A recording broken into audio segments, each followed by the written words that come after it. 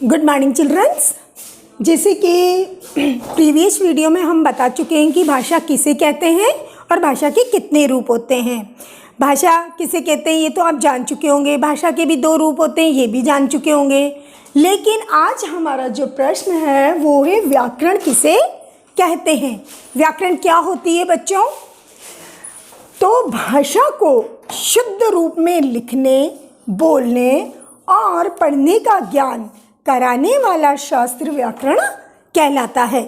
भाषा शुद्ध रूप से लिखने, बोलने व पढ़ने का ज्ञान कराने वाला शास्त्र व्याकरण कहलाता है।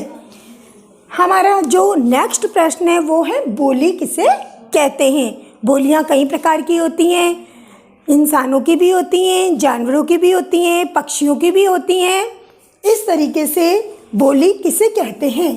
भाषा के क्षेत्रीय रूप को बोली कहते हैं। भाषा का जो क्षेत्रीय रूप होता है उसे बोली कहते हैं। जो जैसे जगह रहता है वैसा ही बोलना सीखता है। जैसे कि मैं अब आपको बताऊंगी कि तोता क्या करता है? टें टें। तोते की बोली क्या होती है? बच्चों बताओ, तोते की बोली होती है टें टें। क्या होती है? टें टें। इस तरीके से कौवा क्या करता है? काऊ काऊ करता है। कौवा क्या करता है? काऊ काऊ करता है।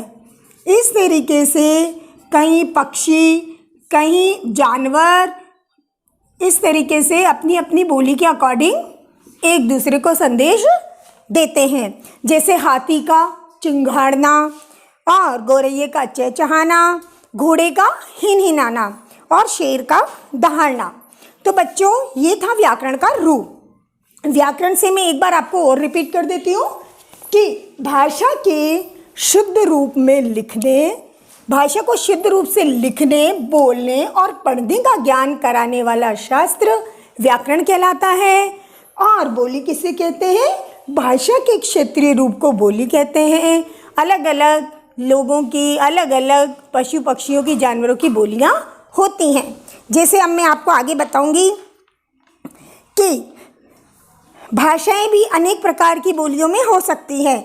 जैसे भोजपुरी, हरियाणवी, राजस्थानी, गढ़वाली, सब अपनी अपनी जहाँ जहाँ जैसी जैसी जगह रहते हैं लोग वैसी वैसी बोलियां बोलना सीखते हैं।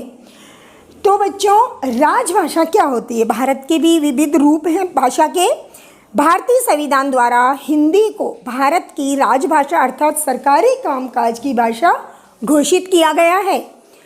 14 सितंबर 1949 को संविधान सभा ने हिंदी को भारत की राजभाषा के रूप में स्वीकार किया है। इसीलिए हम हर वर्ष 14 सितंबर का दिन हिंदी दिवस के रूप में मनाते हैं। राजभाषा, राष्ट्रभाषा किसी देश में सबसे अधिक लोगों के द्वारा बोली व समझी जाने वाली भाषा को राष्ट्रभाषा कहा जाता है। हमारे देश में जो सबसे अधिक जो लोग बोलते हैं, एक हिंदी ही एक ऐसी भाषा है जो पूरे देश में बोली जाती है। तो वो हमारी कौन सी भाषा हुई? राष्ट्रभाषा हुई। तो बच्चों आपने जाना कि किस तरीके से बोलियां होती हैं और किस तरीके से व्याकरण होती है, भाषाएं होती हैं।